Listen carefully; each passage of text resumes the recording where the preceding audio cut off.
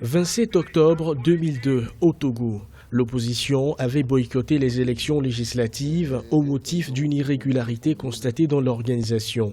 16 ans après, le même scénario se produit, ce qui donne au pouvoir une large majorité à l'Assemblée. Finalement, le rapport de force au Togo semble n'être qu'à l'avantage d'un seul camp, celui du parti au pouvoir.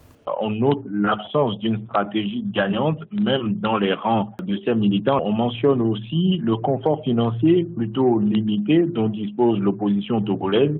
Elle n'a officiellement plus de députés à l'Assemblée nationale, ce qui est une autre de ses faiblesses aujourd'hui.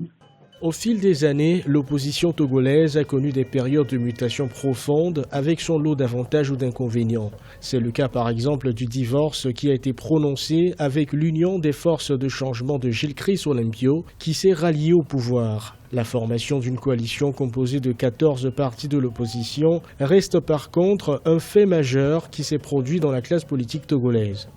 L'une des forces dont dispose aujourd'hui la coalition des 14 reste sa capacité à mobiliser la population. Un soutien dû notamment à l'union que les partis qui composent cette coalition ont su garder et sans lequel ce soutien, elle serait simplement amenée à disparaître. Après la tenue des élections législatives du 20 décembre 2018, la coalition des 14 partis de l'opposition togolaise semble être affaiblie par la tournure des événements. Les réformes tant revendiquées par elle n'ont jusque-là pas été satisfaites et elle perd le poste de chef de file de l'opposition au profit de Gilles Chryss-Olympio à l'issue de ces élections.